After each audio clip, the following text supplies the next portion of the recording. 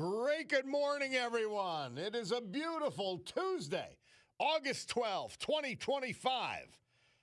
My Cordaro Jewelers watch tells me it's 9:12 and 42 seconds. This is the Bob Cordaro Show, and I am he, broadcasting today from the United States of America. I can prove it because every day our administration and our Congress works for the American people to do better. How novel. It's also the place where the brave, like the veterans we will honor today, thanks to John Basiliga and his great family of companies, men we lost this year but celebrate this day, like Daniel Strachko, Hazelton, Victor Cockmer, Clark Summit, James Senator Smith Covington, William Bill Harvey Muncie, Dr. Robert Chisdak, Salisbury Township, and Edward Adams, also of Muncie. The United States of America, the country founded with a certain knowledge and understanding by our incredible, irreplaceable, amazing founding fathers, that government is not, shall not be, cannot be our parent, our guide, our salvation. Not any of these things, but is nothing more than a necessary evil we require to organize and protect society. The United States of America, the country where, for the first time in human history, freedom was declared to be an unalienable right granted to each individual by God. It was not something that could be parceled out to groups. Freedom was not something that could be controlled by government or government officials because our amazing Constitution ensured and codified freedom of speech, freedom of religion, freedom of association, economic freedom, and yes, freedom of the press, no matter what they do with it. Now, armed with these freedoms, and only because they had them, a ragtag bunch of immigrants, rejects, and their progeny created the richest, most powerful, most culturally diverse and accepting nation ever to grace our planet Earth. America, the only place specifically invented and designed so that every American can live their life in the manner they choose, unlimited by their background, upbringing, race, color, or creed, unhindered by the government or those who would use government to control others for their own comfort, benefit, or power. This Bob Cordaro Show, well, it's always going to be convincingly conservative, lovingly logical, proudly and passionately patriotic, and reliably right. And so, after demonstrating our commitment to common sense, we tell you that we'll gavel to order this meeting of the Club for Common Sense, promising a sanctuary of sanity for all of you in a world where people are telling you the exact opposite of that which is true, where an entire major political party has gone off the rails and is insane. Our poor Democrat friends. Well, reminder, just a cautionary, this is not a safe harbor for stupidity. We will not suffer fools gladly. We can't. You know that. We love you, but we don't have the time. There's no time. There's no time for nonsense. And nonsense has no curfew. So we understand the implications of enduring it. And it's what is. So we talked about it, and Trump is going to go to Alaska to meet with Vladimir Putin. And this bears repeating. I'd rather not, well, I've got to repeat it. I wish I was doing it at the 10 o'clock hour, but it's got to be done now. We should have,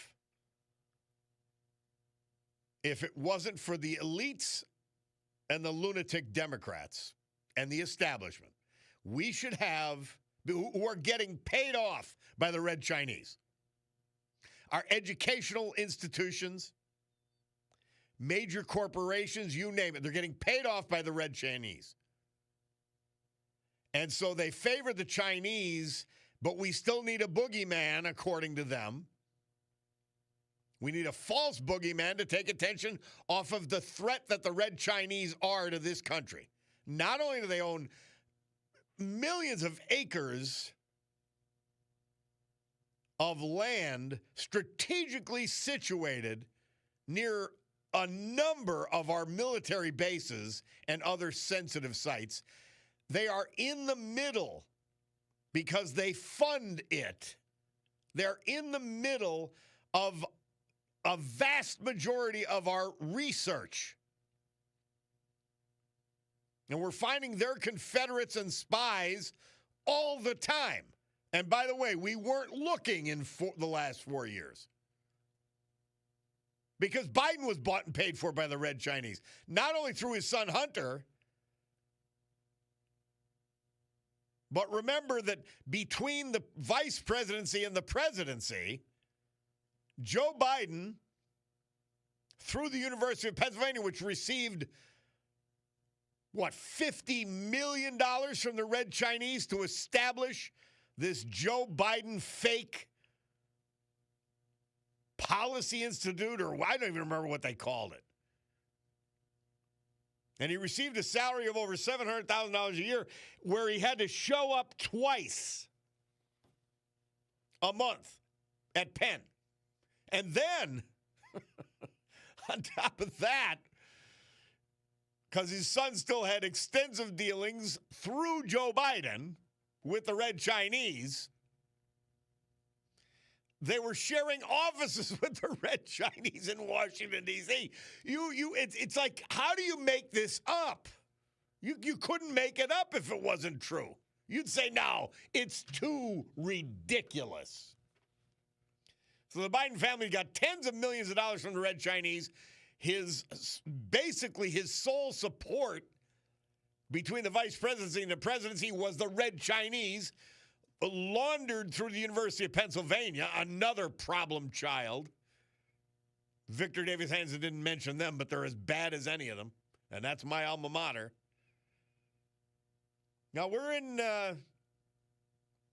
in crazy town. And we should have, and I hope Trump starts exploring this. By the way, they've got to get out of Ukraine. And they've got to settle that on terms that are acceptable to the Ukrainians when they meet Friday. But that aside, we should have a military and an energy alliance with Russia. Boy, does that sound crazy? No. We assess who the main threats are to America, its way of life, and the entire Western world. That threat is China. And how do we counteract it? By allying with Russia. And Russia, here's the carrot and the stick. If they ally with us, not only would we be the military superpower unquestioned, not only would it check the Red Chinese and their military and global ambitions, because now they'd have an American ally which shared thousands of miles of border with them, which also has nuclear weapons, which despite its failures in Ukraine is a military threat and something that has to be reacted to. And it would also free us up to check the Chinese elsewhere in the world. And yet, the idiot, the disgusting Joe Biden administration, and that stupid fool, allowed China and Russia to become allied, to work together. It's insane. Richard Nixon understood way back how to separate these two powers. That was long before China was the level of threat that it is today.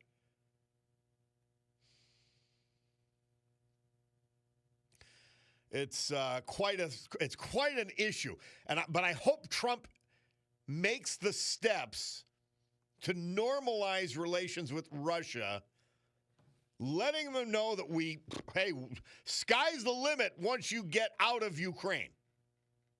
We'll see. We will see. All right, Bob Cordaro, WILK. My Picardo Jewelers watch says it's 9:22:50. We'll be back with, after a little history, a little music, and then 570-883-0098 to participate.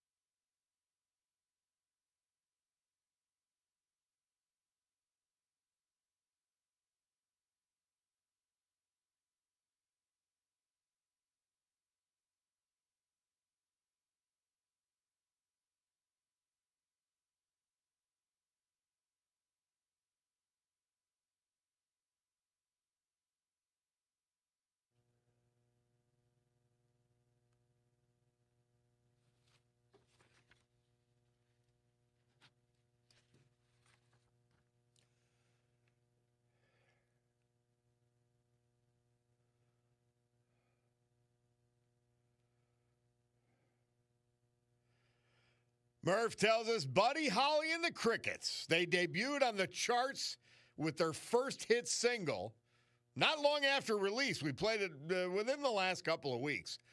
That'll be the day. And, of course, The Wizard of Oz, the MGM movie musical starring Judy Garland, had its world premiere at the Strand Theater in Oconomowoc, Wisconsin, 3 days before opening in Hollywood.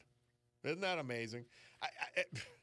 We could talk about that all day, just in and of itself. As a kid, now obviously we only watched on TV, but wasn't it, all right, and many of you had this experience, I think. I don't know if they were trying to recreate the movie theater experience or if they were trying to save money by having the lights out. But when you watch TV in the early 60s, as a kid, all the lights were out in the house. Maybe you'd have a kitchen light on so you wouldn't kill yourself if you went in there. Or a night light in the back. But all the lights are out. So this movie comes out, and it begins in black and white.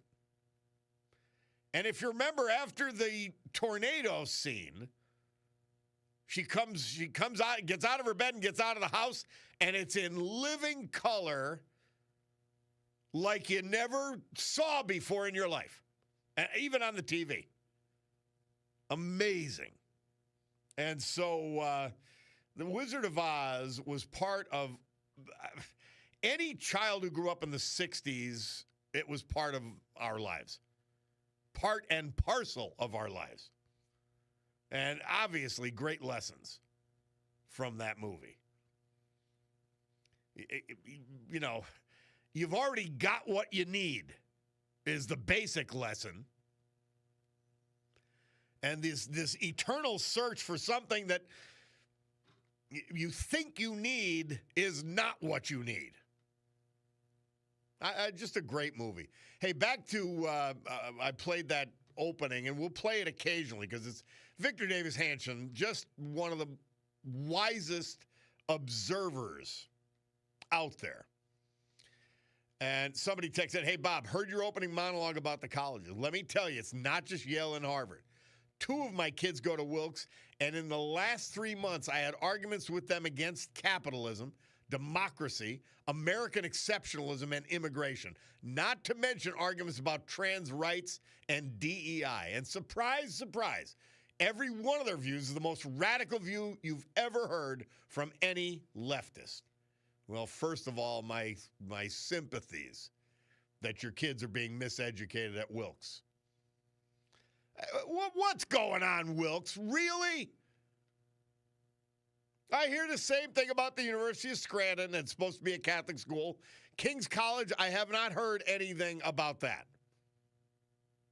Of course, the University of Scranton just hired a left-wing senator.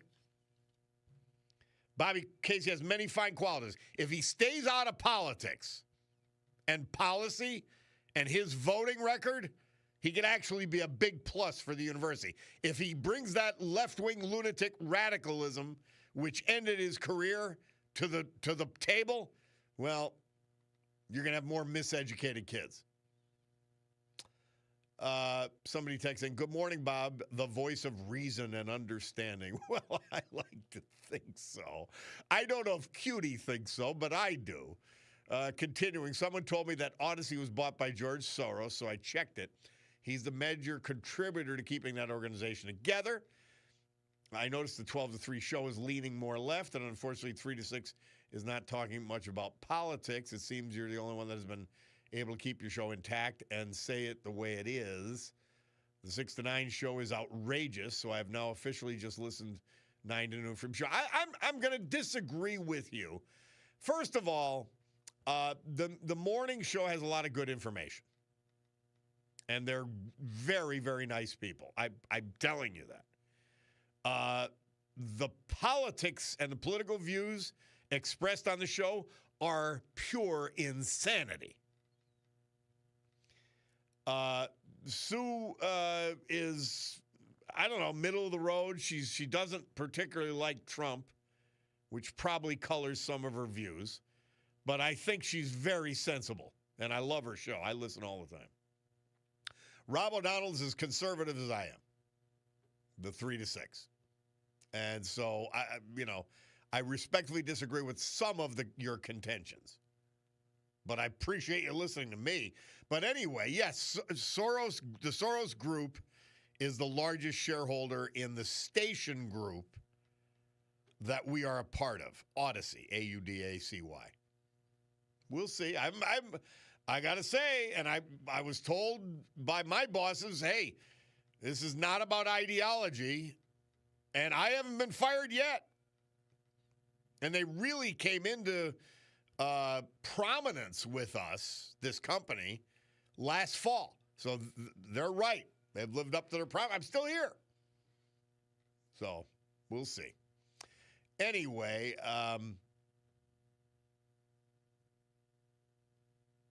I just want you to know I appreciate your show. I'm 77, Vietnam Navy vet, and love your honoring the veterans of past. God bless you, Bob. God has blessed me, and I hope and pray he's blessed you. My best guess is that he has, but he's certainly blessed me beyond anything I deserve.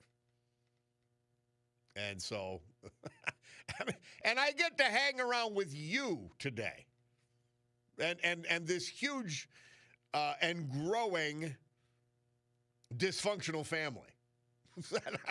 I can't say enough about it. HVAC dude wants to know what's going on in Northeast Pennsylvania today. Saying the state police are out in full force. Seen more vehicles pulled over this morning in the last month. Total HVAC guy, I don't know. I'm not privy to their tactical efforts. So I can't tell you what they're doing out there on the road. I can't. Somebody says, Bob, what is the University of Scranton paying Bobby Casey? I have no clue. I have no clue. It can't be cheap. I mean, he's been statewide office. He's 3-term senator. I mean, it's not. You got to go on. If they thought he has something to offer, it's got to be something pretty good. But he's fine though. Without that, he's got a huge state pension and a huge federal pension. You know, he's fine. And by the way, I'm happy he's fine. He's a good guy. He's a good person.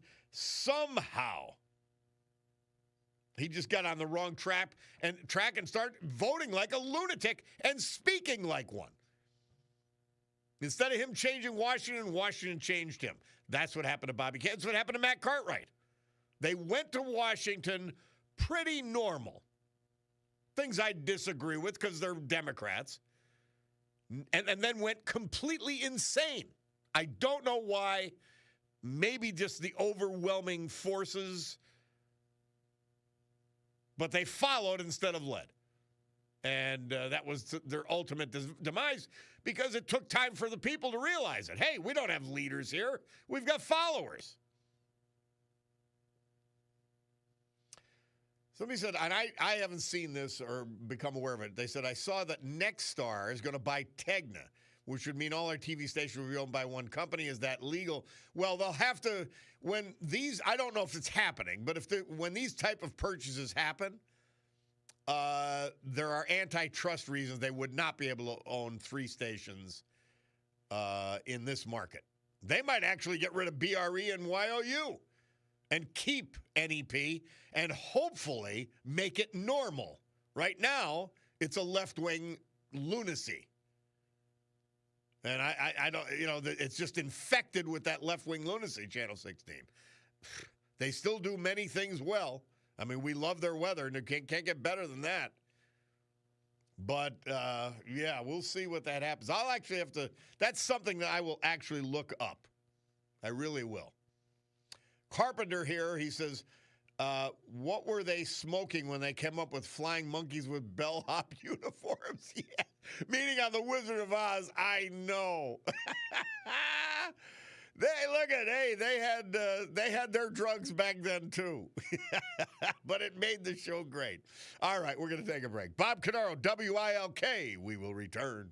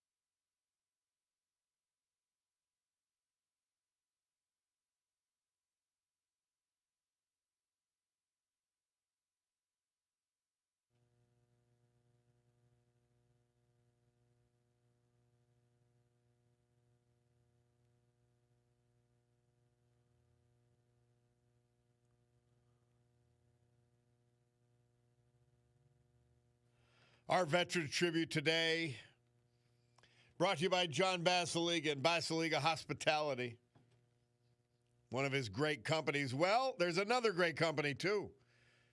J. Bass Realty, the owner of the really amazing marketplace at Steamtown.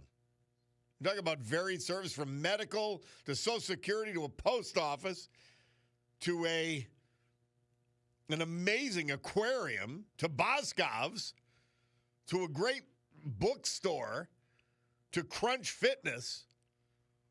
An amazing place. Well, guess what they're doing? They're adding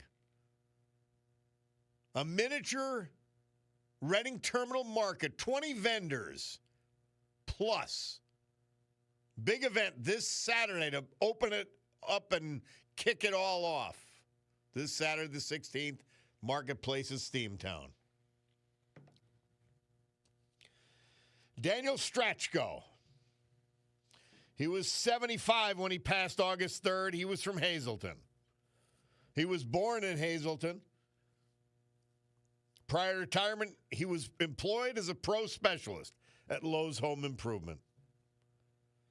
He was a veteran. He served us in the United States Marine Corps. Surviving are his wife of 35 years, Maureen Lenhart Centabine. 5 children, 12 grandchildren, 1 great-granddaughter.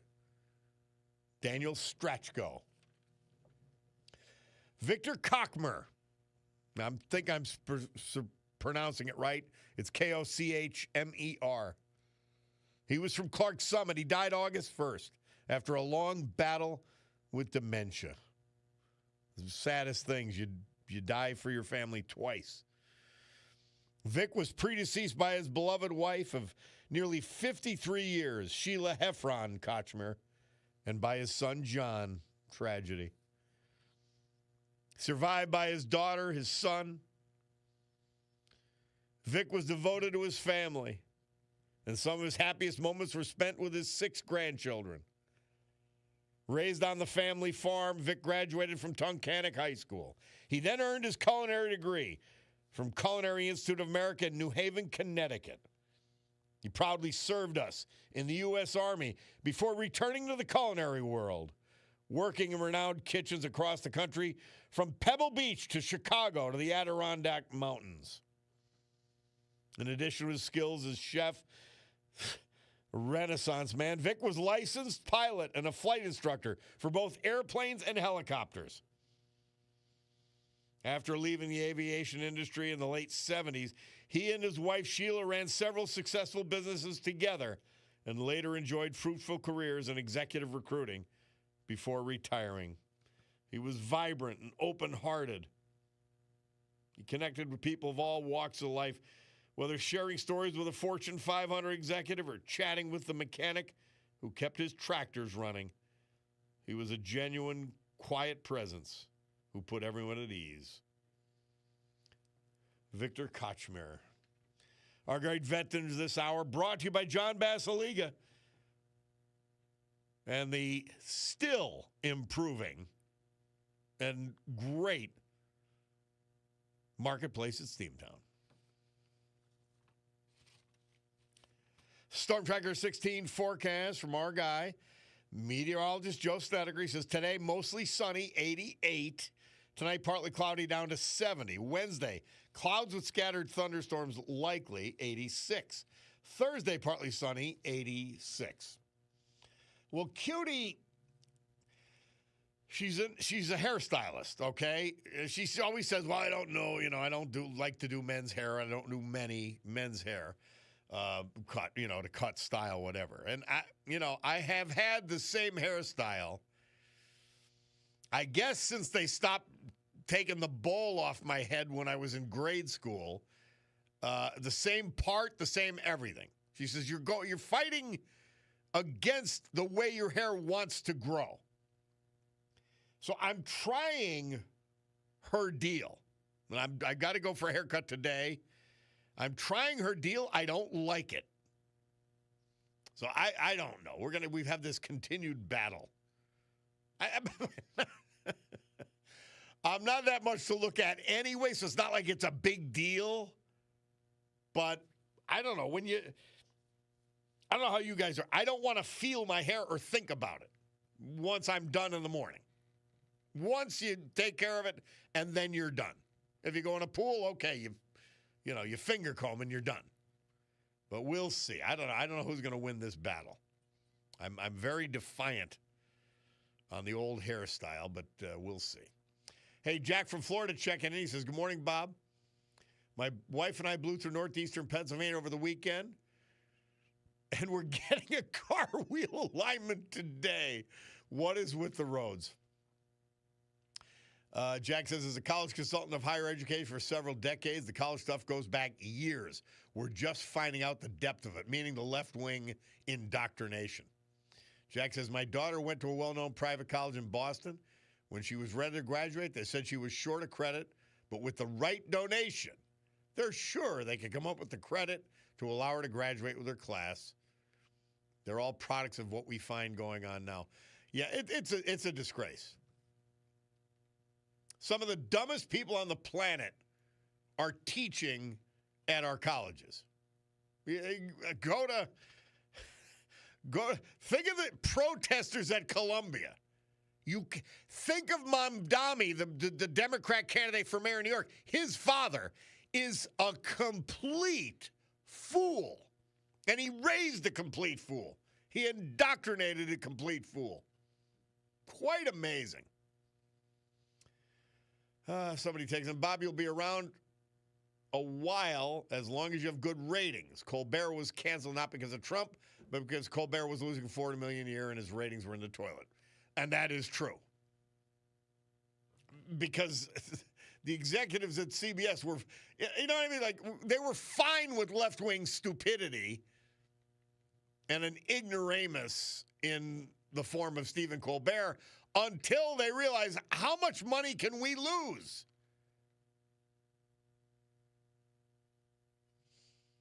Somebody texted, when your woman starts trying to change you, it's time to run for the hills.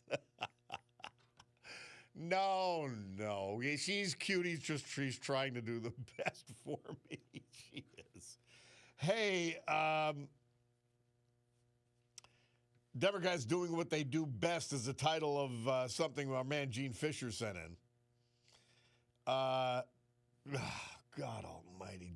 This Tim Walz, one of the biggest fools that ever was. The thing is, he's so foolish in every way that he's not that dangerous. But to the people of Minnesota, my God. Gene also sent me something. 70 people indicted for a $250 million COVID fraud scheme in the Somali community in Minnesota. You get the ultra-religious, and they follow their own law, and they think it's okay to do these things. And it isn't just the Muslims, by the way. But they're the most dangerous right now, the Islamists, to this country, to its future, to its culture. And they've got a congresswoman who says, I represent Somalia. I mean, and I'm here to make sure that Somalia is taken care of in the United States. Never talks about anything else. Never talks about the United States and what it can do other than criticizing it. Well, as Sweet Panda, my Picardo Jewelers watch, says we're headed up to 950. Hey, hot cars, cool watches this Saturday, Picardos.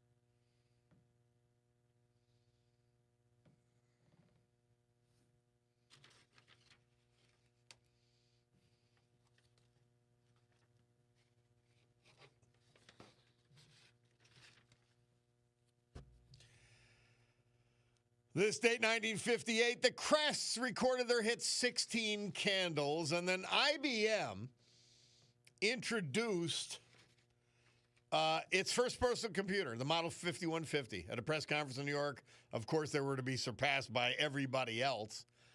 Fascinating thing happened. There's a great book, if I love business books, I still do, called Big Blues. And it explained how Microsoft, Bill Gates, was trying to sell his operating system and make his operating system ubiquitous in the personal computer market, meaning the main thing that ran the show. And IBM, amazingly, said, you know what? We'll control the hardware, meaning the little shell of the thing, and we'll let you do the software.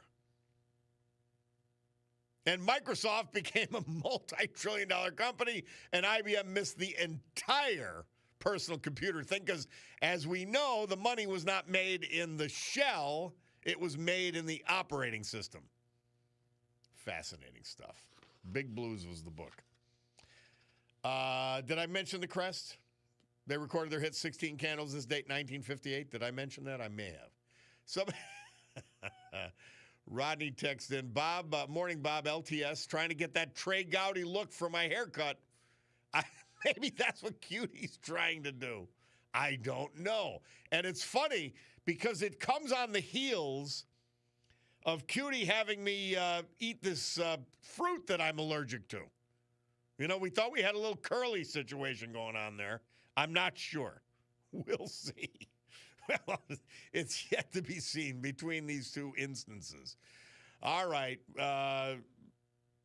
Hey, this Saturday, and I'm reminding you, Picardo Jewelers, they've got Breitling, Oris, Longines, Michelle, Shinola, Luminox, Swiss Army, Seiko, and, of course, the watch I'm wearing. You can see it on the live stream. The Picardo Jewelers watch itself. This is Picardo right across the top. That's the one I love. That's the one I have. But this Saturday at Picardo's, Spruce Street and Jefferson Avenue, downtown Scranton, catty corner from the Radisson Hotel, hot cars, cool watches, 10 to 5. It is going to be the neatest thing. What a great combo. What a great combo. So they tell me that it's 10:01 and change, which means it's time for the news with Brian Hughes. We'll be back after that.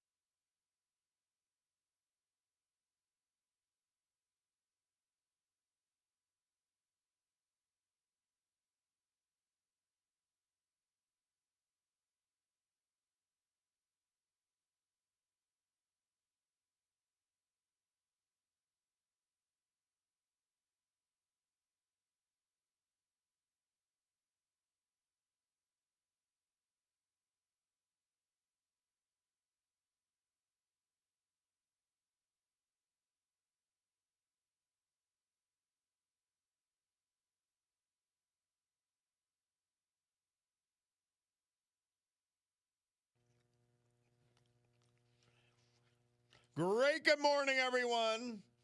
My Cordaro Jewelers watch tells me it's 10:10 and change here in the great Northeast. This beautiful Tuesday, August 12th, 2025. This is the Bob Cordaro Show. I am he, and it's a big day to fight for America, defend our values. And with the help of our man, John Basiliga, and the pop-up stores that are coming this Saturday at the Marketplace at Steamtown, Lackawanna Avenue, Scranton, to honor the brave who have made us and kept us free. People like veterans we've lost this year from the region, but celebrate this day thanks to John. Like Victor Kochmer, Clark Summit, Daniel Strachko, Hazelton, William Bill Harvey, Muncie, James the Senator Smith, Covington Township, Dr. Bob Chisdak, Salisbury Township, Edward Adams, Muncie. So with history, our great founding fathers, and the incomparable Constitution of the United States of America as our guides, let us continue today's battle. Gaveling back to order this meeting of the Club for Common Sense after that brief news adjournment. So two items that sort of crossed my path. One is my man Gary Duncan. He sent it in to me, and this is a big deal. You know how I'm calling Shapiro the wolf in sheep's clothing, okay? And he has filed suit. By the way, the only governor to do so against the Trump administration and the Trump executive order, which outlaws, I don't even want to use the word, but you'll understand it because they've flooded us, inundated us with it, gender-affirming care. In other words, mutilating pharmacologically and surgically children to conform to either their parents' wishes, which is most often the case, or the childish wishes of a little kid to change their sex as children. It's so barbaric and so insane. It goes back to like witch trial levels insanity. Anyway, he's all in. He is suing. And by the way, he's the only governor. It's all a left-wing lunatic idiot Democrat attorney general. He's suing as governor. Here's what he says in his lawsuit. The Trump administration has sought to deny their very existence, meaning the transgenders, by signing the executive order. He acknowledges the existence and the gender dysphoria of our youth. You lying scumbag. Continues. Trump administration seeks to banish transgender residents from the public square. No. We seek to stop adults from profiting from destroying children's lives. That's what we seek. He then calls it, they're refusing the medically necessary health care. Is it health care, Governor Shapiro? You sick bastard. Is it health care to permanently alter a child? It's sick. It's evil. There is no redemptive purposes. You're sick and you're evil. You've just proven it, Governor Shapiro. You disgrace. I tell you, he's a wolf in sheep's clothing. And even though I'd love to have a beer with him, well, I mean, he's not the guy I'd look for, but if I had to have a beer with him, I'd be fine with it. With Fetterman, He's a wolf in a sheep's hoodie. These are left-wing lunatics representing you. Do not forget that. They're sick. Shapiro's mentally ill. He's just proven it. Oh, how disgusting.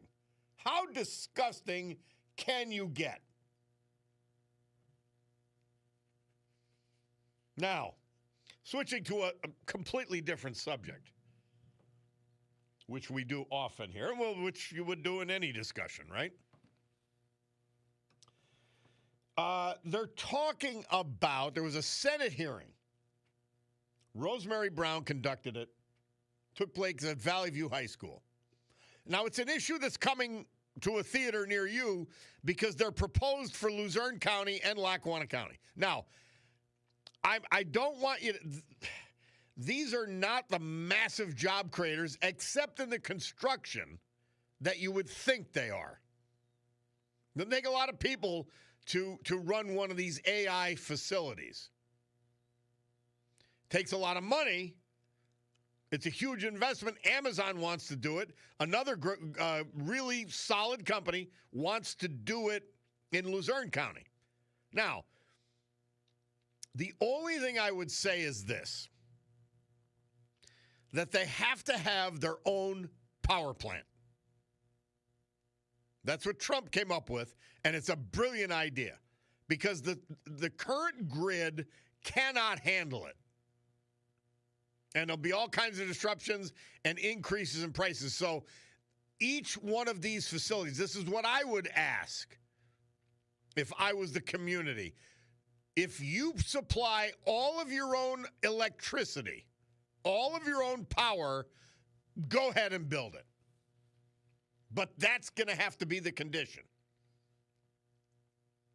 And by the way, that's a very important point because whether we like it or not, PPL is going to charge us more if we're competing for power generation and distribution with, and our grid may or may not be able to handle it with these huge AI facilities that are coming. That's the demand. Obviously, normal, environmental, whatever. Don't be crazy. This is a good thing. In fact, may even be a great thing. But make them have and provide their own power and their own electricity. Okay? Somebody says, oh, just will... apropos of the Shapiro story. But why do you defend... You're stupid. They text in, oh, just like what Trump did to those kids on Epstein Island? Well, number one, he was never there. So you're stupid and you want to be a liar. Why? I don't know. Text me and tell me why you want to be a liar. Trump was never on Epstein Island. Ever. Number one. Number two, what the hell does Donald Trump have to do with sicko Shapiro? This is why you guys are so stupid, supporting this left-wing stupidity. Why are you that way? I don't get it. Oh, I hate Donald Trump. Well, what does that have to do with Shapiro being mentally ill? What does that have to do with it? What does it have with Shapiro suing so people can mutilate children? What does that have to do with it? And I repeat, by the way, he's not advocating for enhanced counseling services for children who have gender dysphoria. And by the way, include their parents in on that. Normal parents, not the sickos that think they're cool because they have a transgender child. And they exist, by the way. I'm not making that up, sadly. He didn't call for enhanced counseling for the children with dysphoria and the parents. He called for surgical and pharmacological mutilation of children who don't know what the hell they're doing, and you cannot be a transgender child. It's impossible. It's impossible. You can't be transsexual until you're sexual. And it's an adult decision for that child to make for themselves after they reach adulthood. And they can make it right or wrong. Because it's a free country. Somebody says, what about all the water the data centers are going to use? Well, in most areas, I'll answer the question quickly.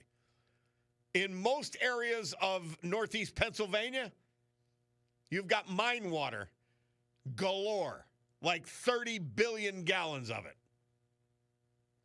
So they're not going to use our drinking water. Okay, but let's put it down there. There's another requirement. There's another requirement. They've got to get to mine water and use mine water. So there's two things we take care of in one stroke. They've got to provide their own power and electricity, and they've got to provide their own water through the mine water, non-potable water, meaning you can't drink it. You can't use it to clean and all that, and it's just sitting there. So there's solutions in northeast Pennsylvania for both. All right, we'll take a break. Bob Cordaro, WILK. Let's return. A little history, a little music, and then 570-883-0098 if you want to talk to me.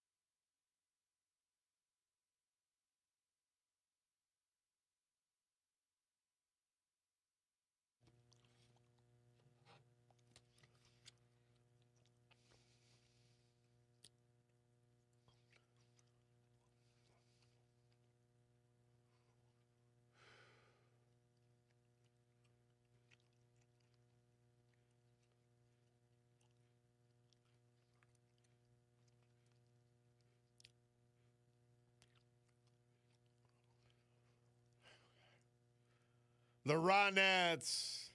This date, 1963, Murph tells us they released their hit single, Be My Baby. And then 2004, New Jersey Governor James McGreevey announced his resignation and acknowledged he's had an extramarital affair with another man. I don't think anybody cared about that. I don't want to gloss over why he resigned. Does anybody really care, myself included, whether he had an affair, period, but an affair with a man or a woman doesn't matter to me. He paid this person with taxpayer money. He should have been prosecuted for that. That's the point. He put his lover on the payroll or gave him contracts. It's so long ago, I don't remember at this point. That was the problem. Even then, I mean, I could care less what your preferences are.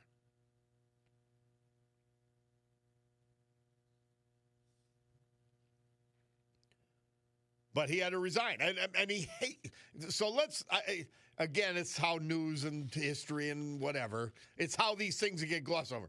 He did not have to resign because he was gay. You know, what he did to his family and whatever. I mean, it was a sad time for gay people. Even then, they denied who they were. And it's awfully hard being yourself in this world without being somebody else. So the personal pain he caused his family through the affair and being gay instead of being straight with his wife, that's his business. The public's business, which caused him to resign, is that he put his boyfriend on the payroll and covered it up. That was so. Let's be clear on what that history is all about.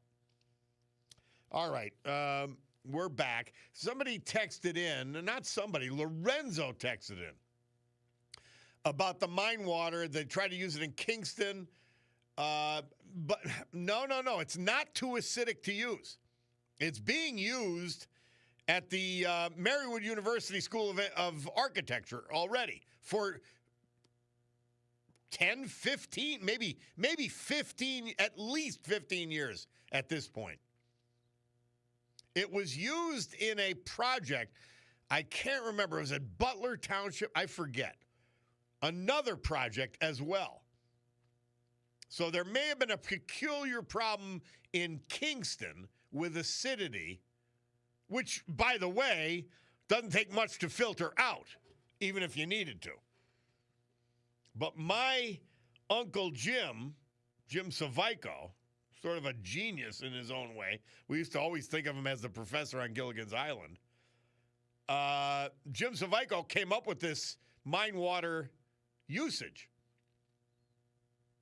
And that it can be widely done, used for heating, cooling, all of that. And we tried to do it with Lackawanna County, and the idiots who followed us scotched the program. We have an amazing resources underneath our feet. And it wouldn't just need to be used for places like these data centers. It could be used for heating and cooling across the valley. We could be the clean energy capital of the world. But we've got political idiots who screwed it up in Lackawanna County, Washoe and O'Brien. But other than that, it's probably time to move past stupid people like that, isn't it? Somebody texts in, Bob Shapiro could now be beat for governor. The mutilation of innocent children will make him the poster boy of immorality. Hope he loses big. He lost my vote and others. Way to go, Josh. I agree. He's a disgrace. He's an absolute abject disgrace. Shapiro, I've told you he's a phony. I told you he's a phony. Somebody adds the acidic water is great for growing tomatoes. How about that? It's only a couple hundred feet beneath our feet. And it's there and renewable forever. All right, we've got to take our break because we're headed into the Veterans Tribute. Bob Cordaro, WILK. My Picardo's Jeweler Watch says it's 10:31:45. And reminds you to say, this Saturday at Picardo's, Spruce Street and Jefferson Avenue, Scranton. Hot cars, cool watches, 10 to 5. Amazing. We'll be back.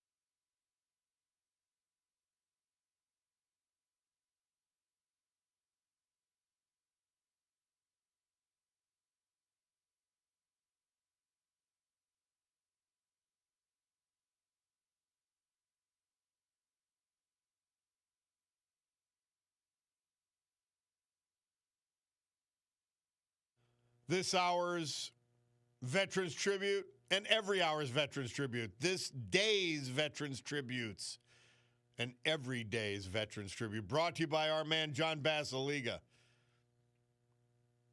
And the pop-up event taking place and starting this Saturday, August 16th,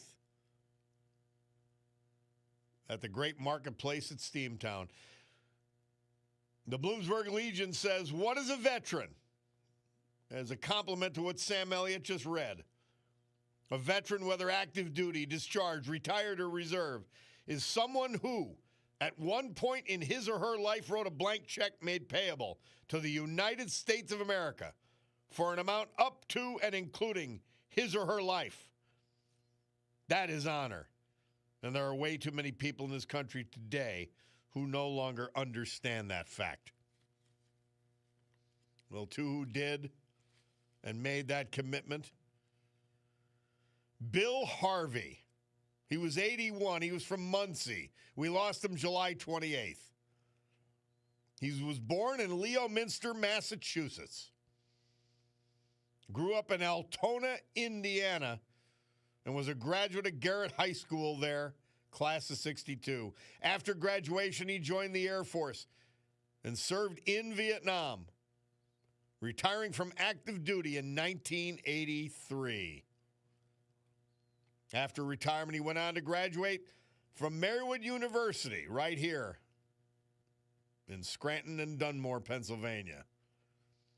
Bill Harvey is survived by his wife, Nancy Rue Harvey, 4 sons, 11 grandchildren, many nieces and nephews. Sadly, he was preceded in death by his first wife, Susan, and other family members. William Bill Harvey. James Senator Smith. We lost him July 25th at the age of 80. He was from Covington Township. Born in Scranton, Jim was a 1962 graduate of South Scranton High School and attended technical school as well. He worked for both the Scranton Times-Tribune and Colts in advertising. He was a member of the Pennsylvania Army National Guard serving us there. He loved his farm in Covington Township. He had many lifelong friends associated with drag racing. Jim proudly raced his purple 1949 Oldsmobile, which he named the Pennsylvania Peanut. He loved rock and roll, and he enjoyed going to see the Rolling Stones. He's survived by sisters, other family members, and his companion, Mary Ann Fox, as well as other family members. James Senator Smith. Our great veterans this hour brought to you by John Basiliga. And the pop-up stores that are opening this Saturday. It's going to be a miniature Reading terminal right in downtown Scranton. Brought to you by John and his gang at the great mall at Steamtown. Storm Tracker 16 forecast from meteorologist Joe Snedeker. Today, mostly sunny, high 88. Tonight, partly cloudy, low 70. Wednesday, clouds with scattered thunderstorms, likely 86. Thursday, partly sunny, 86. Did I say the mall at Steamtown? It's the marketplace at Steamtown. It's way beyond a mall. I love just walking around that. I just love walking around that place. It's neat. And Mr. Paul and I used to work out at Crunch, and part of our routine was walking the 2 tiers at the marketplace at Steamtown. So it's going to get a lot of new action starting Saturday.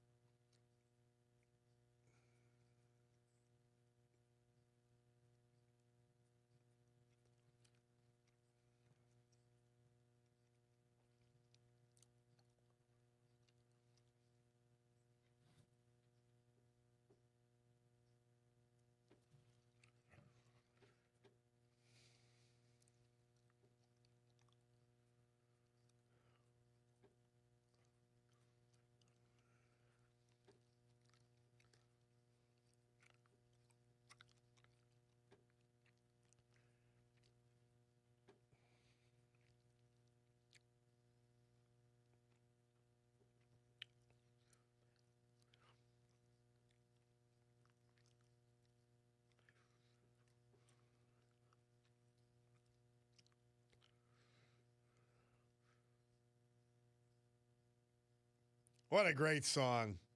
Murph says this date, 1967. Frankie Valli had the number 6 hit with Can't Take My Eyes Off of You. How about Michelle Obama? Do you see what we're dealing with these lunatics? Her husband was the deporter-in-chief, but she can't sleep now. They have zero self-awareness. And they're allowed to do it because nobody calls them on it. I mean, think of the insanity of Michelle Obama talking about how upset she is.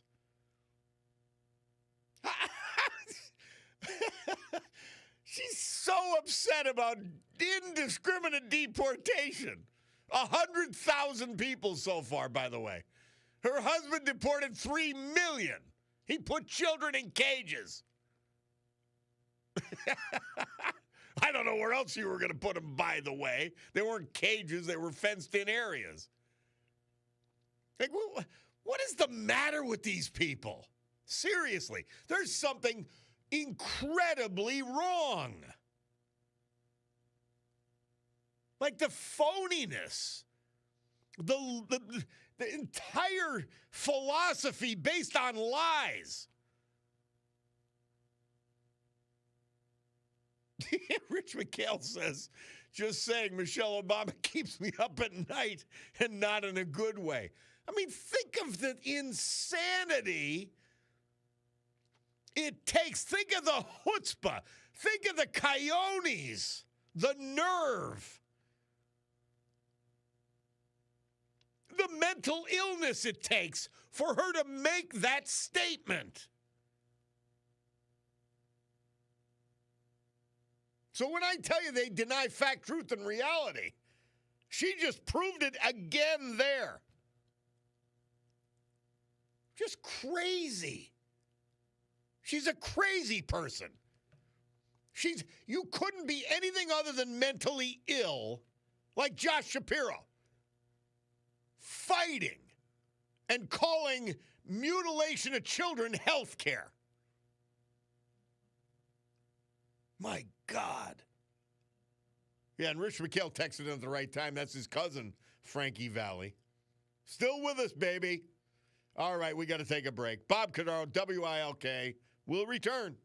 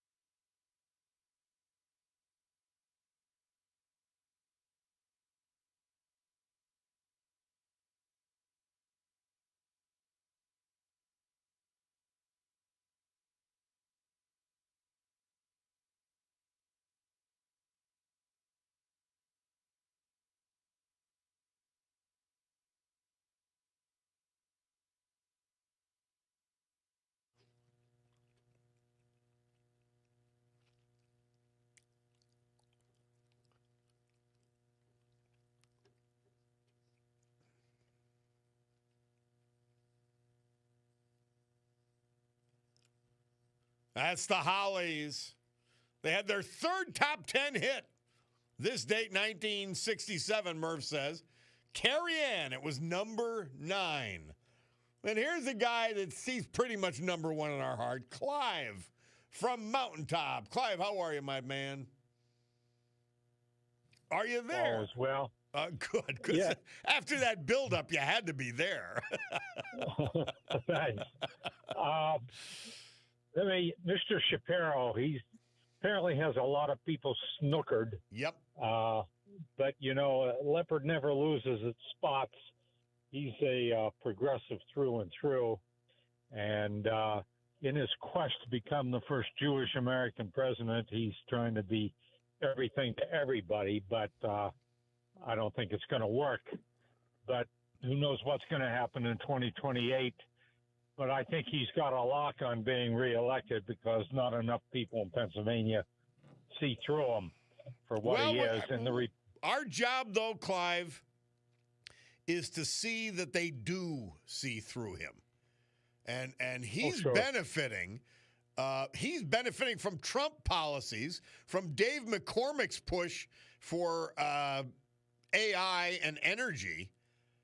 And they're doing their jobs, but they are helping him despite his failures. He can't even get a budget done. Yeah, that's true.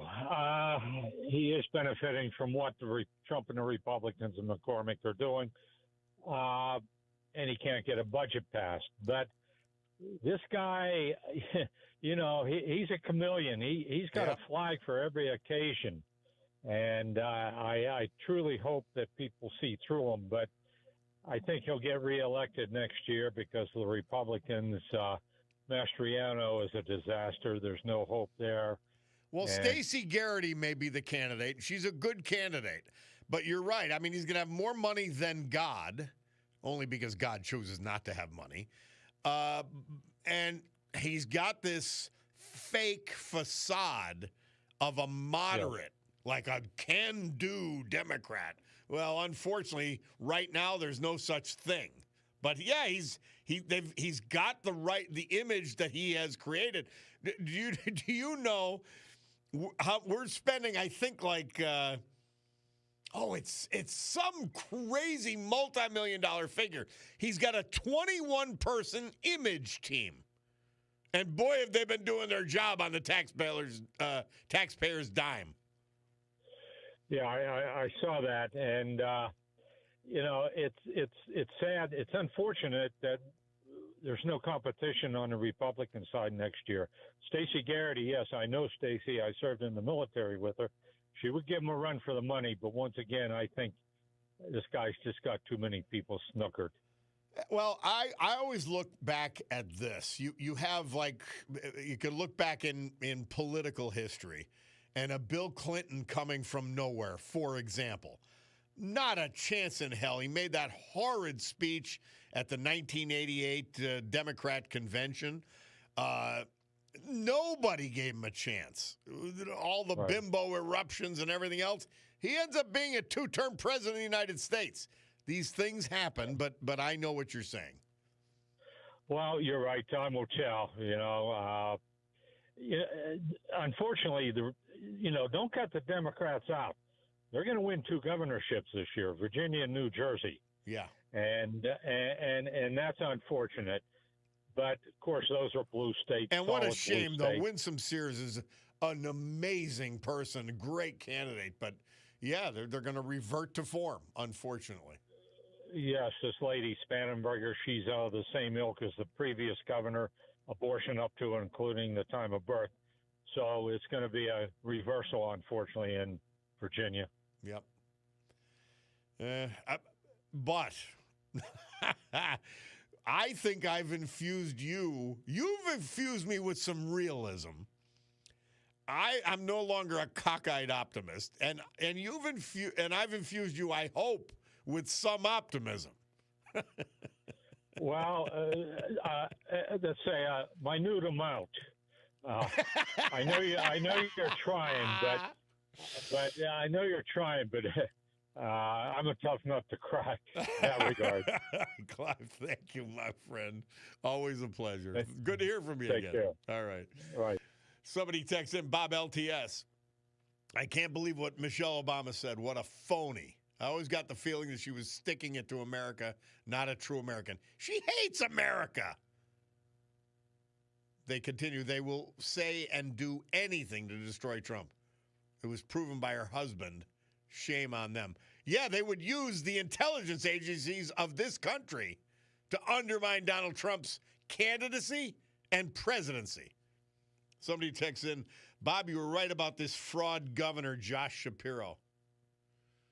Another texting in, Bob, the gender mutilation nonsense cost Bob Casey his seat. I hope and pray it cost Shapiro his. This is barbaric. It's worse than Kids for Cash, and it's out in the open. Somebody says one of the troopers shot last week, was scheduled for an 11:30 hospital release, but was changed to 12:30. Shapiro must be running late, I know. Cabinet guy says, and Shapiro wants the Republican Senate to give millions to SEPTA. By the way, without them reforming, not one iota. The Republicans in the Senate better hang tough. All this insane money to SEPTA because they can't support themselves. They can't even come close. And it's coming from areas that ridiculous. Cabinet guy continues.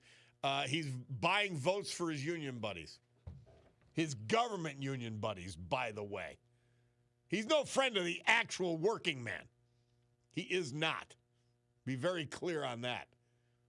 Ridiculous. Hey, we got about a minute, my dear. Fire away. Okay. Well, you answer my question, Bob.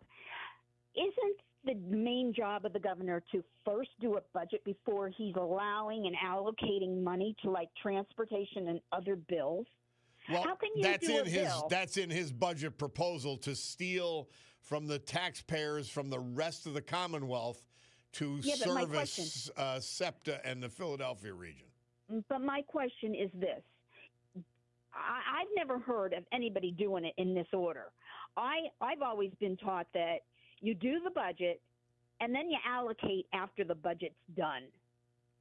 Well, now, isn't that the procedure? Well, no, Al, he's proposed it in his budget. He hasn't allocated the money. He's trying to allocate the money, and Senate Republicans are fortunately resisting, not only because of the SEPTA money, which is hundreds of millions of dollars, and theft from the rest of the state, but because of a lot of his other priorities.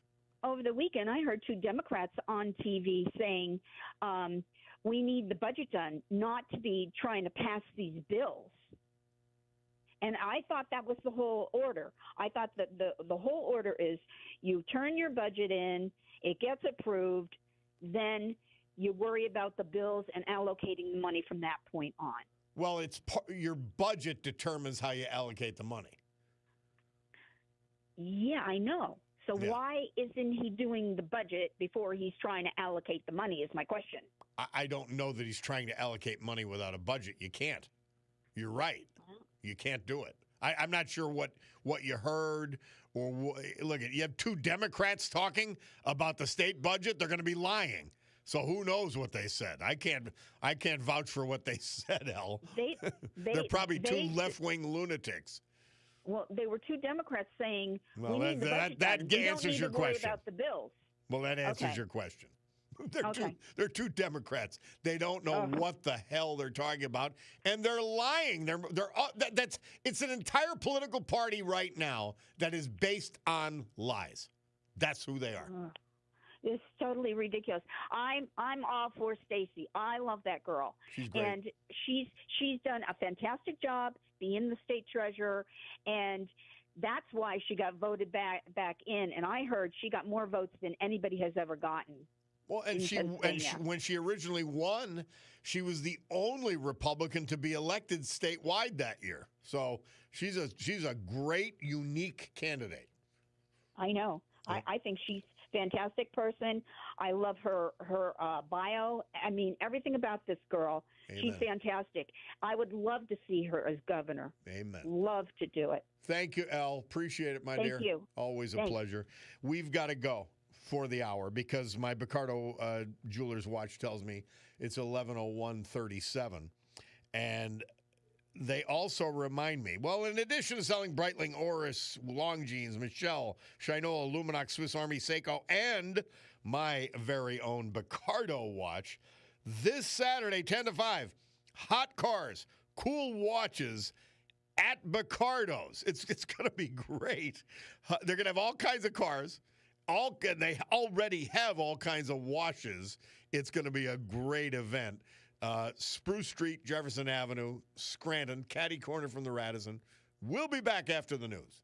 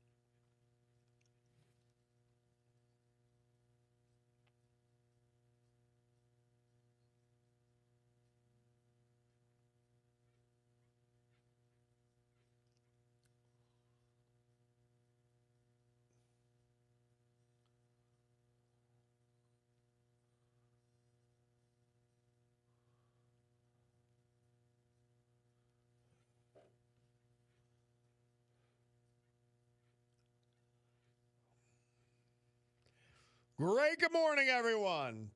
11:09 a.m. on my Cordaro Jewelers watch here in the great Northeast this beautiful Tuesday, August 12th, 2025.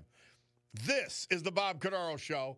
I am he, and it's a big day to fight for America, defend our values, and with the help of our man John Basiliga and the great marketplace at Steamtown, host to the pop-up this Saturday, the 16th, to honor the brave who have made us and kept us free. People like veterans we've lost, but whom we honor today thanks to John. Like Daniel Strachko, Hazleton, James Senator Smith, Covington, Victor Kochmer, Clark Summit, Bill Harvey, Muncie, Dr. Bob Chisdak, Salisbury Township, and Edward Adams, Muncie as well. So with history, our great founding fathers, and the incomparable Constitution of the United States of America as our guides, let us continue today's battle, gaveling back to order this meeting of the Club for Common Sense, promising you we will have and provide a sanctuary of sanity in a world where the entire Democrat Party has gone insane, and we've got a global elite and a political and governmental establishment which has lost its mind. Yeah. Reminder, it's not a safe harbor for stupidity. We will not suffer fools gladly. So we're back. Quickly, somebody texted in about complaining about the morning show, which was, I guess, trumpeting a drop in Donald Trump's favorability ratings or something. And you're about 3 hours late. I'm on now. It's just, you got to tune in. You might have a delay on your Odyssey app or something.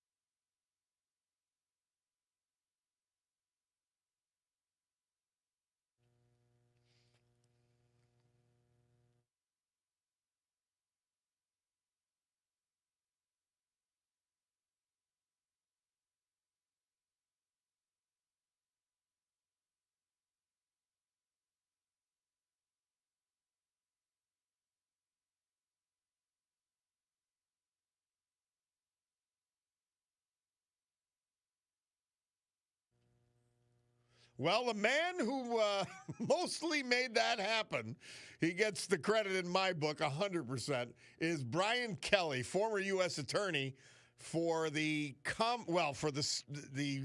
District of Massachusetts, and he is with us now live from Boston. Brian, I saw it on the history, and I said we got to get Kelly back on the air. We haven't heard from you in a while. How you doing, Bob? How are you? Good. It's been a while. Yeah, glad to hear from you. Well, it's hard to believe. That was 2013, this date. How did you feel? I mean, it was a foregone conclusion, the conviction of Whitey Bulger, at least by most people's way of thinking. How did you feel when they came back with that verdict? Well, actually, it was tremendous relief because a lot of times with a jury, you think it's solid, you think it's ironclad, but you never know. And we had a situation on that jury where one of the jurors strangely bonded with Bulger and started communicating with him after conviction, sending him letters in jail. It was nuts. It was nuts. And, Such an engaging personality of Whitey Bulger. Yeah, such a wonderful history of killing people and strangling people. It was really bizarre. And the worst part was she was a juror. I told my colleagues, we got to keep her. She seems normal, blah, blah, blah, blah, blah. But, oh, boy, I was wrong on that one. It's so hard to read the mind of people, isn't it? My gosh. Yeah. Well, so, Brian, how long was the trial approximately? About 2 months. And it took place about a year after Whitey was taken in, and he was on the lam for how long? It was almost 2 years after he got caught. He was on the lam for 16 years. Wow. And he got caught in Santa Monica. I told you this before, but thanks to a cat. I'm not really a big cat guy, but a cat was his undoing. Tell us about that. It was 2 years to get him to trial.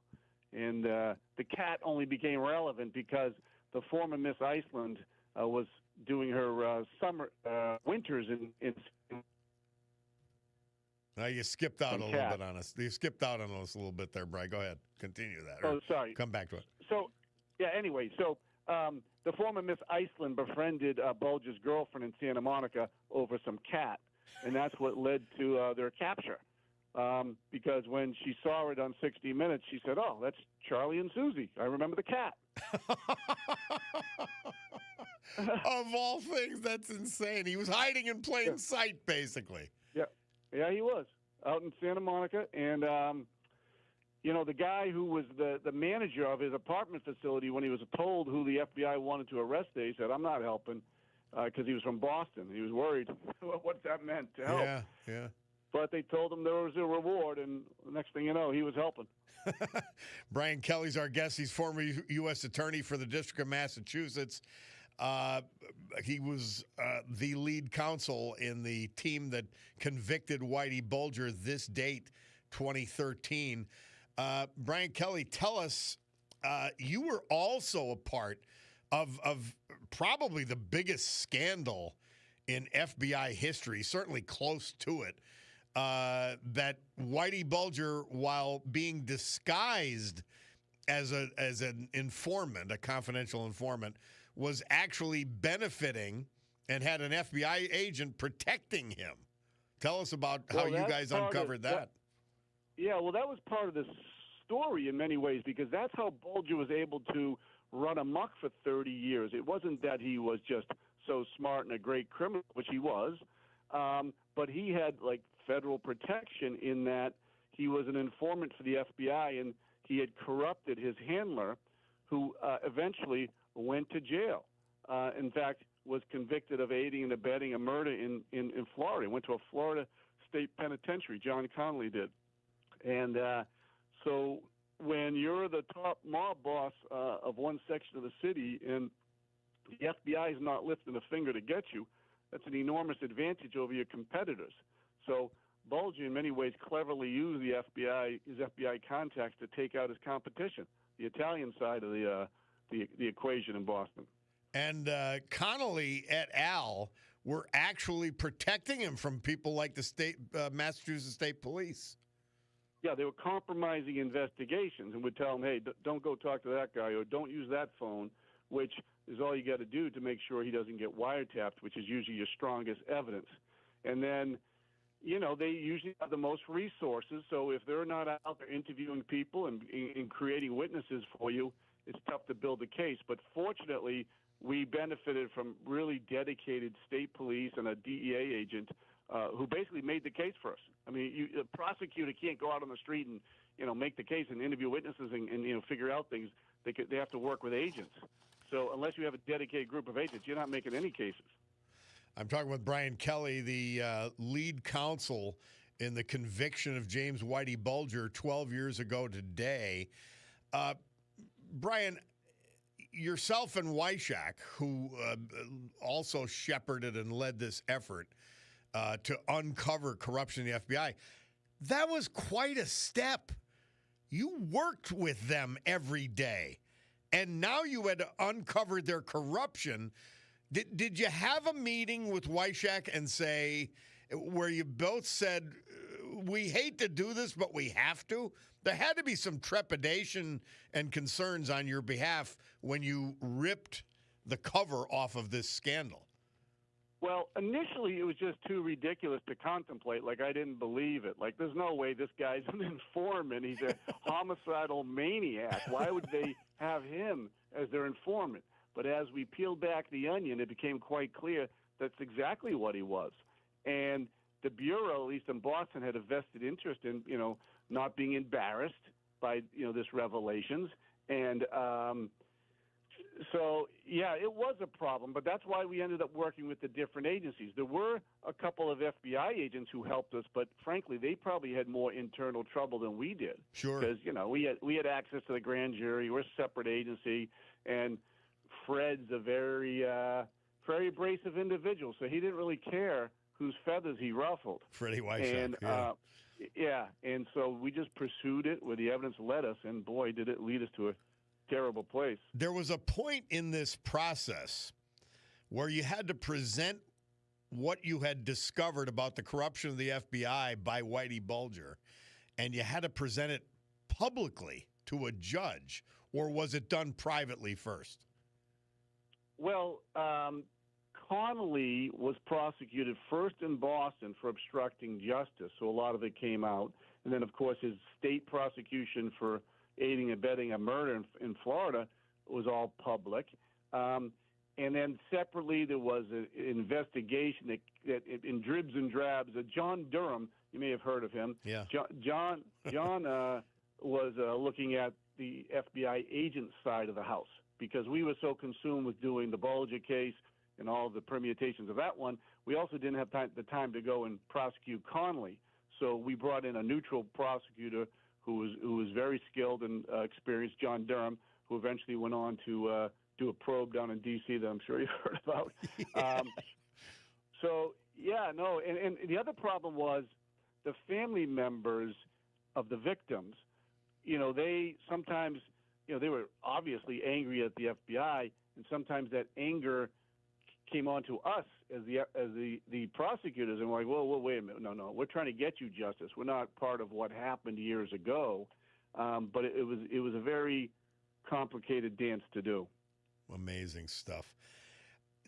Did you have personal interactions with Whitey Bulger during the trial, or were they very limited because you didn't want to? He was a scary dude, even at his age. I mean, a lot of the defendants, they come in and they're not so tough when you see him up close. He was a frightening character. And I remember at one point I asked a question of a witness that he found objectionable, and he wheeled his head around and just glared at me. And I was like, "Oh, thank God these marshals are here. Thank God thank God he can't get at me." Because no, he was a savage. He really was. Yeah, you skipped out on us again. Brian. Reaction. When you come. Okay, so Brian, there were some other crazy characters, tough characters, who testified at this trial against Whitey Bulger, like Martirano. Name the two main guys who testified against them, did the most damage. What was the Martirano? What was the other John guy? Martirano and Steve Flemmi. Between them, they probably killed 20 people. Well, 20 or 30 people, the two of them. Yeah. And they were each maniacs in their own way. Actually, Martirano was more. You could actually have a conversation with him and not feel like you're talking to a lunatic. He was really into the gambling and sports betting over the years, and he was one of the main shooters in Boston in the '60s.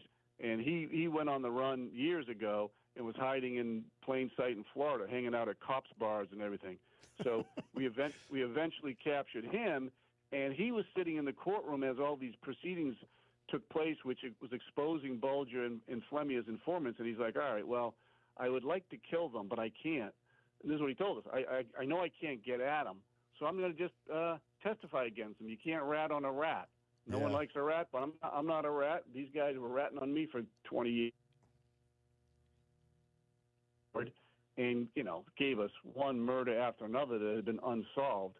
And then Flemmi, he agreed. He was looking at the death penalty in Oklahoma because he'd been part of a scheme to kill a businessman in Oklahoma. Actually, Martirano shot the guy, so that wasn't great for our other witness. But Flemmy testified to save his own neck from the death penalty, so he got life. But he's still locked away, thankfully. But Martirano's out now. Wow. And by the way, people in the context of the Ghislaine Maxwell situation, appalled that they would use a criminal involved in the crime to prosecute, but obviously you have to use it, right? Yeah, the old saying is you're not going to get like priests and rabbis and nuns as your witnesses against criminals. You got to get other criminals who were with them. And the key is for the jury is to corroborate them. You can't have one guy saying that this happened and that happened, this happened, this happened, without any corroboration, whether it's more witnesses to similar facts. But once you get a critical mass of witnesses who are saying essentially the same thing, and if it makes sense, then you can successfully use the criminal witness. But it's fraught with peril because the jury doesn't like them. And the only murders that he wasn't convicted of, Bulger, were the ones where we only had one witness testifying. And if whenever we had interlocking statements by witnesses, we convicted them. Now, not long, somewhere after that, 2018, 5 years later, he's fatally beaten in West Virginia in the prison after they, somebody put him in with the general population at the infirmary. Yeah. Well, so what happened with that is, so he was originally down in Florida in some medical facility, and he was being a big pain in the ass to the nurses and the guards, and just being a problem, even at his age and even incarcerated. So they said, all right, we're shipping you out of here. And they sent him up to West Virginia, where supposedly he said he wanted to be in general population, but that doesn't mean you should listen to him. He's a crazy old man. Yeah. And everybody in West Virginia, which was the place is known as Misery Mountain, it is horrendous. Horrendous. I've been in worse, but that's another story. It's a bad one. It's a bad one. And what made it even stupider was there was tons of ex-mob guys in there, including one guy who was from the Boston area who, his claim to fame was he liked to kill informants. So, and he's in for life, basically, already. Yeah, right? it's a freebie. And so, by sundown after he arrived, he was beaten to death by this guy and a couple other people. And it's no surprise, but I do think it was more like institutional incompetence and buffoonery than it was an intentional ploy to get him killed. Okay. But still, it was ridiculous. Well, it's like I always try to tell people when you look at the Jeffrey Epstein death and all that, I said, don't confuse their incompetence for a conspiracy. They look similar. 100%. They look similar. 100%. Yeah. How could they be so stupid to do that? Well, they are. I mean, there's very little motivation in some of these facilities to, do things the proper way. I mean, Bulger should never have been sent there. But it is what it is, and he died like he lived. Yeah.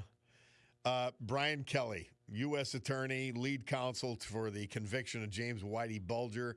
That conviction, the anniversary today, it happened in 2013. Brian, thank you for popping in on late notice to be with us and elucidate this whole crazy story. It's really, they've made movies out of it, but you can't even capture it in movies.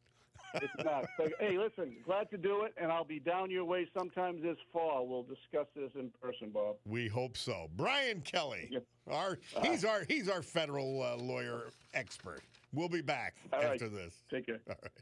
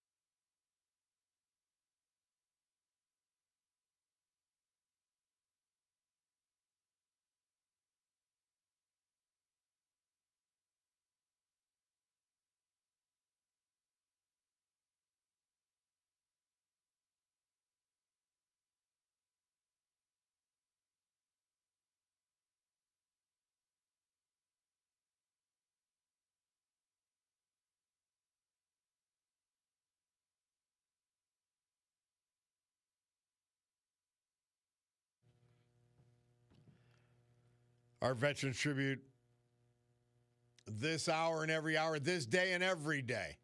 Brought to you by our man, John Basiliga. And just another one of his great properties, the Marketplace at Steamtown. So much to do there, it's hard to describe, but this Saturday, they're adding more. Over 20 vendors. Food, drink, cocktails, shopping galore this Saturday as they bring up the pop-ups, creating a miniature Reading terminal that you'll find in downtown Philly. Always moving forward. Dr. Bob Chizdak, DMD. We lost him July 26th. He was 83. He was from Salisbury Township. He passed away peacefully in San Diego, California, at his son Jeffrey's home, surrounded by loving family. He fought a very courageous battle with cancer. Born in Scranton, he played varsity football and track at Scranton Central High School, graduating in 1960. Captain of the Summer Dream Game. He and his wife, the former Carol King, were high school sweethearts, marrying in 1965. This August 14th would have been their 60th anniversary, just 2 days away. After receiving a football scholarship to the University of Pittsburgh, he earned both science and geography degrees and his DMD in 1968 from that great school. During the Vietnam conflict, he served as Army captain and was stationed at an artillery base in Lawton, Oklahoma, where he did dentistry work before the soldiers went overseas. He taught anatomy at Lehigh County Community College. He practiced general dentistry in Whitehall for 40 years before retiring in 2008. He was always available, though, to go to his kids' sporting events, his daughter's cheerleading. He went to Potter County to hunt, the Poconos to fish. Known for his expansive knowledge and ability to bring people together, he's survived by his loving wife, Carol, 2 sons and a daughter, grandchildren galore, and other family members. Dr. Bob Chizdak. Edward Adams, Korean War veteran. He enjoyed woodworking. He was 92 when we lost him, July 29th. He was from Muncie. Born in 1932 in Bloomsburg.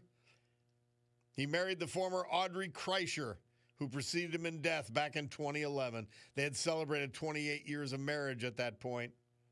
He was a graduate of Bradford Area High School and served us in the U.S. Army during the Korean War. Ed then drove truck for Wooliver Brothers, Montoursville, and later Branch Motor Express before working in the construction field before retirement. Ed Adams was honored to be a member of the Korean War vets and participated in the burial honors for fellow veterans.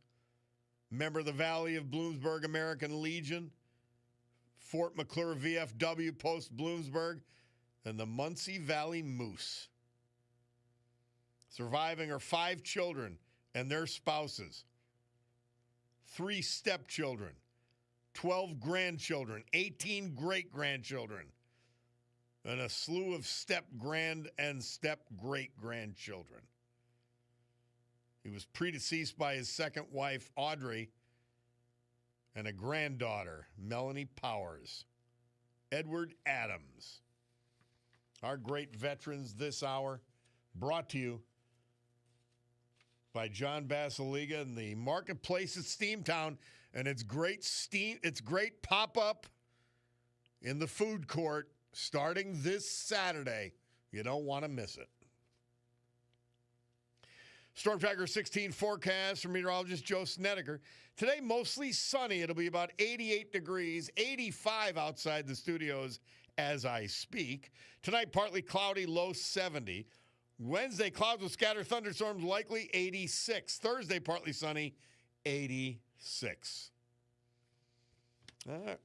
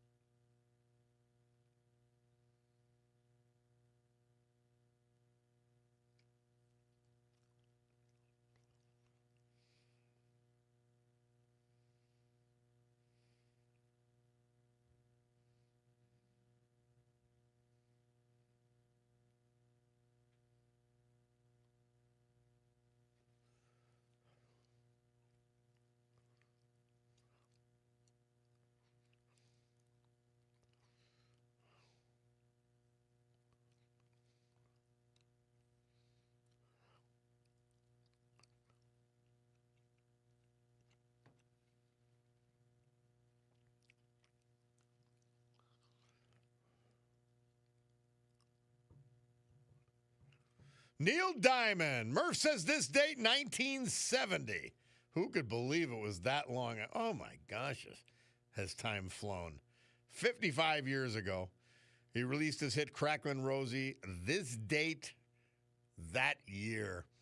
Hey, somebody texts in, Bob, tall guy from Harding here. My brother put me onto your show. Voted primarily Democrat last cycle.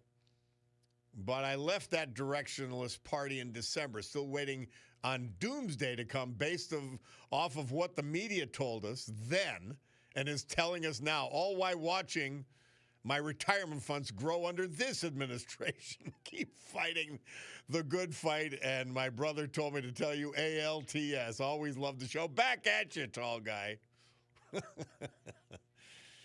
Somebody texts in, Bob, this Shapiro is a big publicity stunt. Will bring him and our state national recognition on this transgender insanity.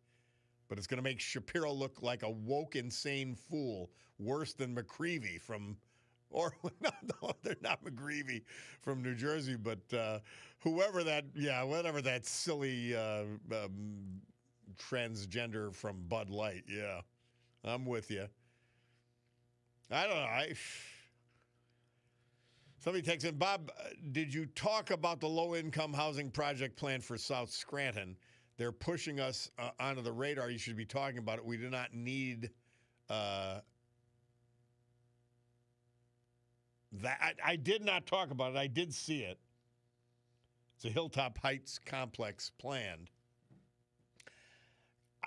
It's not bad in and of itself. But let me say this. Keep electing Mayor Many Names, you'll have more of it. In fact, their plan on the left, including this mayor, is to get rid of zoning. And I'm not kidding, to move illegals into group homes in your neighborhood. I don't care. They don't care how it's zoned. The Biden administration, Mayor Cognetti's favorite, was in the process of federalizing that there be no zoning so that they could put people wherever they wanted to. Remember, they were going to keep bringing in as many millions as they could. And they'd have to dismantle zoning laws to put them in neighborhoods. That's Mayor Cognetti. Yeah, somebody texted in helpfully. That was Dylan Mulvaney who did the Bud Light deal. So, again, contained, affordable housing is not necessarily a bad thing, but the left-wing game plan, other than the gated communities that they live in, was to put them into your neighborhood by eliminating zoning protection. Please remember the sinister nature of the left. And that's not exaggeration. That's not, as Joe Biden would say, hyperbole. It's what they said they were going to do. And there was a reason that Mayor Cognetti fought to eliminate people prematurely from the Scranton Housing Authority, because that's what she wants to do with it. Please remember that. But we'll follow it. We'll follow it.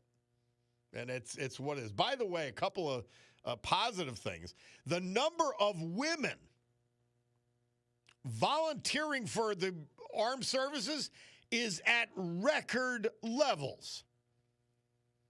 So women respond to a normal military as much as men. So all the recruiting is off the charts under Trump and Pete Hegseth. So normal sells. Patriotism sells. And doesn't that give you faith in the current generation? Man, does it ever. By the way, apropos of what we talked about in the morning when we started the program with Wizard of Oz and its anniversary. Mark from Hazelton texted in. He says, I just heard you mention the flying monkeys wearing the bellhop uniforms from the Wizard of Oz. He's asking, do you think that was a plug for Philip Morris? I don't know. I don't really remember the commercial, but for some reason it rings a bell. I don't know, Mark.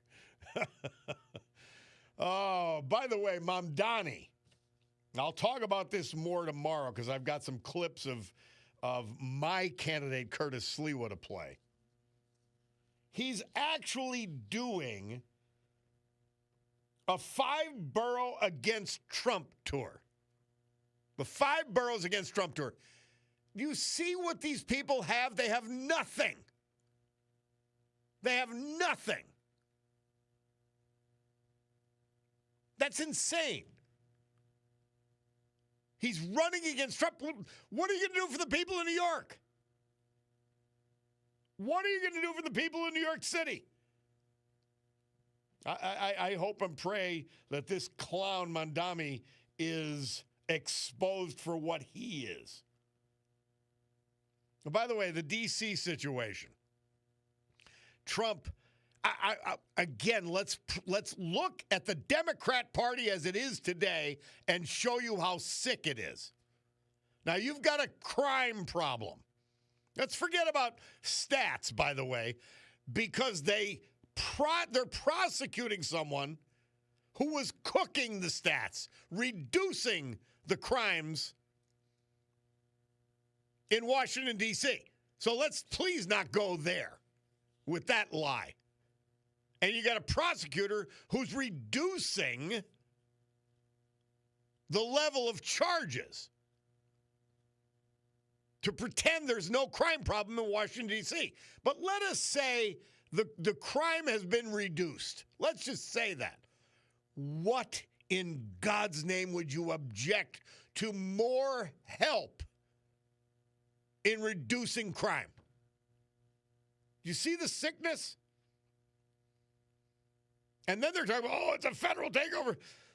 Nobody complained when the Obama administration entered into memorandums of understanding, taking over whole police departments in cities like Lexington, Kentucky.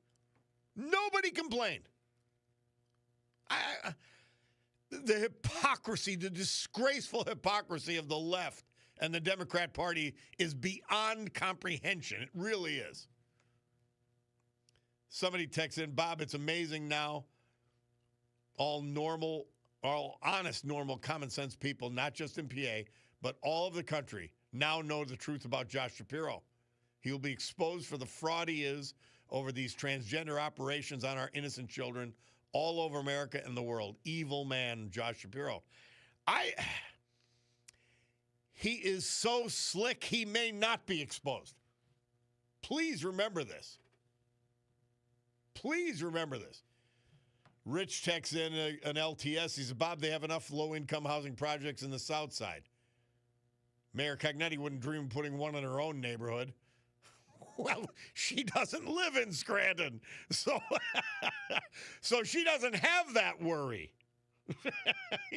Don't forget, she doesn't live there. She's got a fake resident in Trips Park section. And why you wouldn't want to live in Trips Park is beyond me. I love it over there, but she doesn't. And they doth protest too much. She has to. If you remember from Casino, when you had Joe Pesci running around trying to avoid the feds going into Parker garages and switching cars and all of this, that's what Mayor Cognetti does every day to try to pretend she doesn't live up in Clark Summit. So I hear. So, yeah, she doesn't have to worry about low-income housings and maybe the negative effects it might have on her neighborhood because she doesn't have a neighborhood in Scranton. Bloomberg Money Minute.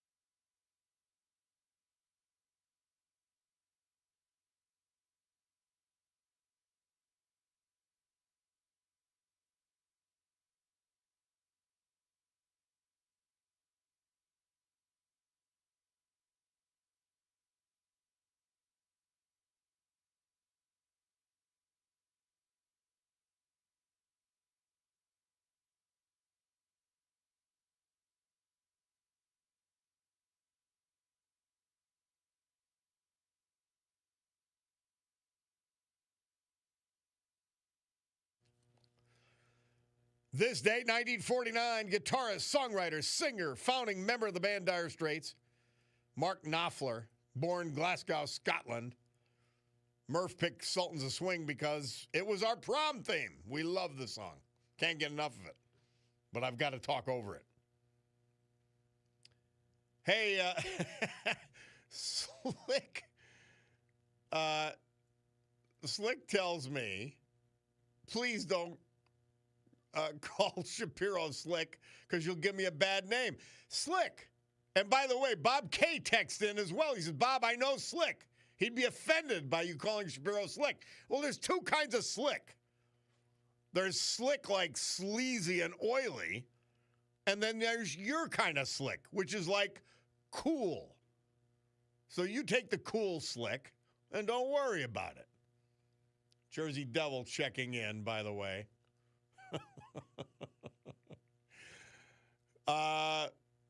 Somebody takes it. Bob, two real losers, sadly, from the state of PA. Biden and now a demented governor by the name of Josh Shapiro, who wants to operate and promote these gender operations on innocent children. Tear down the signs. That's, it should be like the Reagan call out. Tear down this wall. Tear down the Biden signs. I'm sick of giving them the finger. But we have to. Final mention of our great veterans, brought to you by John Basiliga. And this Saturday, the marketplace at Steamtown starts their pop-up deal. 20 vendors, food, drink, cocktails, shopping, the whole bit. Marketplace at Steamtown and that great food court they have. Daniel Strachko, Hazleton. James Senator Smith, Covington Township. Bill Harvey, Muncie. Victor Kochmer, Clark Summit. Dr. Robert Chisdak, Salisbury Township. Edward Adams, Muncie. We shall never see their like again. Hey, she just got in time. Thank you, Mary Regina. I missed Mother Teresa yesterday, and I've got it for 2 days. And that's a great way to finish the show. August 11th, if you're kind, people may accuse you of ulterior motives. Be kind anyway. That's Mother Teresa for August 11th. Mother Teresa for August 12th, St. Teresa. Sacrifice, surrender, and suffering are not popular topics today.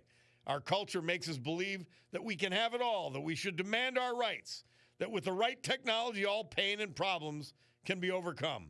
That is not my attitude towards sacrifice. Wasn't it ever? St. Teresa, Mother Teresa, thank you, Mary Regina. Thank you for your persisting. Appreciate it.